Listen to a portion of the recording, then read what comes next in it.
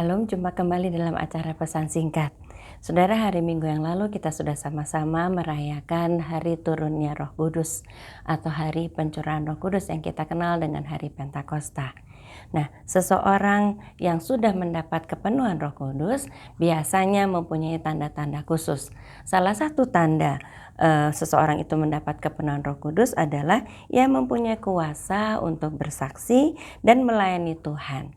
Bersaksi di sini dia lakukan tanpa paksaan atau dorongan dari orang lain, tapi karena dorongan hatinya sendiri. Alkitab mencatat beberapa orang yang mendapat kepenuhan Roh Kudus lalu melakukan mujizat dan melayani Tuhan. Contohnya adalah Petrus. Sebelum dia menerima Roh Kudus yang membaharui kehidupannya dan juga sebelum dia menerima kepenuhan Roh Kudus, Petrus pernah menyangkal Tuhan Yesus. Tetapi setelah dia menerima kepenuhan Roh Kudus di hari Pentakosta, pada saat itu juga ada dorongan, ada keberanian bagi Petrus untuk bersaksi siapa itu Tuhan Yesus, dan waktu itu dia berkhotbah dan 3.000 orang bertobat. Lalu setelah itu kita juga bisa tahu Stefanus ya. Stefanus juga demikian. Stefanus seorang yang penuh iman dan Roh Kudus. Stefanus mendapat karunia dan kuasa untuk mengadakan mujizat dan tanda-tanda. Di antaranya Stefanus itu sangat berhikmat dan menguasai pengajaran Tuhan Yesus. Dan ketika ia diperhadapkan pada mahkamah agama, Stefanus tidak mundur imannya. Orang-orang di situ malah melihat muka Stefanus itu seperti muka malaikat. Dan Stefanus tidak gentar dalam menghadapi hukuman rajam. Stefanus melihat ke langit pada waktu itu dan ia melihat kemuliaan Allah dan Yesus yang duduk di sebelah kanan Allah. Saudara bisa membacanya dari Kisah Para Rasul 6 dan Kisah Para Rasul 7. Demikian juga dengan Paulus. Sebelum menerima Roh Kudus, ia membunuh para pengikut Tuhan. Tapi ketika ia sudah mendapat kepenuhan Roh Kudus, ia bersaksi tentang kabar keselamatan hanya melalui Yesus Kristus. Ia tidak peduli dalam ancaman ia mau dibunuh atau apapun, ia tetap bersaksi tentang itu. Walaupun di awal kehidupan kesaksiannya dia mendapat kecaman dari beberapa orang curiga karena dulu dia membunuh pengikut Yesus, tetapi ketika dia sudah mendapat kepenuhan Roh Kudus, dia terus bersaksi apapun yang menjadi halangannya, dia labrak. Nah, bagaimana dengan kita? Bagaimana dengan saudara dan saya? Yang sudah kembali minta dipenuhi Roh Kudus waktu hari Minggu yang lalu, dan apakah di antara saudara ada yang mendapat dorongan, misalnya ada yang punya kerinduan dan tekad untuk mulai minggu yang akan datang ini ya, saudara mau rajin ibadah lagi setelah 2 tahun pandemi. Yang awalnya saudara rajin ibadah online, lalu saudara tidak beribadah lagi.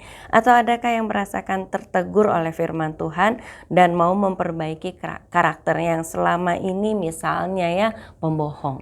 Karakternya yang selama ini misalnya pemarah.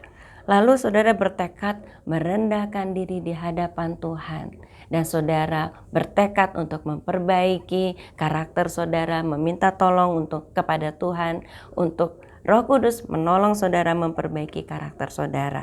Atau adakah saudara yang tergerak untuk melayani Tuhan sesuai dengan profesi saudara?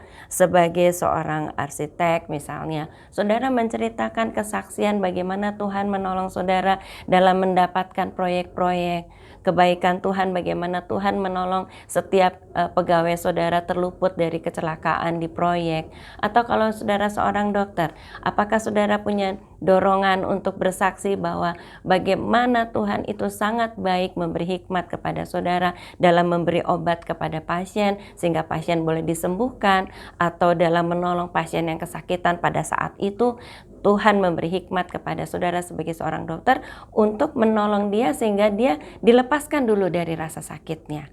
Atau bagi saudara yang misalnya saudara ibu rumah tangga, apakah saudara mendapat dorongan, ya mulai hari ini aku akan mengasihi aku akan mengasihi suami dan anak-anakku dengan sungguh-sungguh. Aku akan melayani mereka sesuai dengan peran aku sebagai mama, sebagai istri. Atau saudara yang sebagai suami, aku mulai berketetapan hati untuk terus bertanggung jawab terhadap keluarganya. Apapun kesulitan mencari uang, saudara sebagai suami akan meminta pertolongan Tuhan untuk sebisa-bisanya mencukupi kebutuhan keluarga, mengasihi istri, mengasihi anak-anak, bukan mengasihi perempuan lain ya saudara ya. Nah, apakah hal itu ada di hati saudara?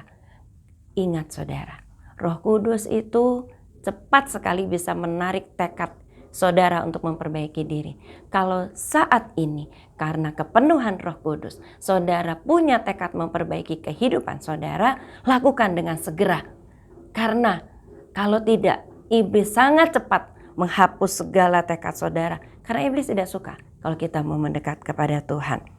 Saya akan bacakan dari Roma 12 ayat 11.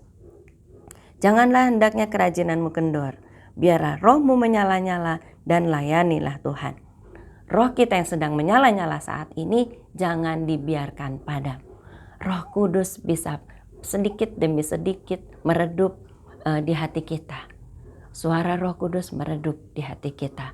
Lalu kita lama-lama melupakan. Kenapa? Karena kita sering menolak. Mau memperbaiki sikap kita yang pemarah, nanti ajalah. Sekarang kesel nih, marah dulu gitu. Lama-lama dorongan untuk memperbaiki itu hilang. Atau mau memperbaiki kesalahan kita berbohong, iyalah nanti kan Tuhan juga ngampuni lagi. Lama-lama saudara terbiasa menjadi pembohong. Hati-hati saudara. Jangan padamkan roh yang sudah memenuhi hati saudara. Jangan padamkan api Roh Kudus itu. Mari kita selalu bersekutu dengan Tuhan. Karena salah satu cara untuk kita bisa menjaga api Roh Kudus kita adalah dengan kita banyak bersekutu dengan Tuhan. Banyak membaca firman Tuhan. Banyak rajin mengikuti ibadah yang diadakan oleh gereja saudara, sehingga Roh Kudus sering berbicara kepada saudara dan api Roh Kudus di hati saudara terjaga dengan baik. Puji Tuhan, amin.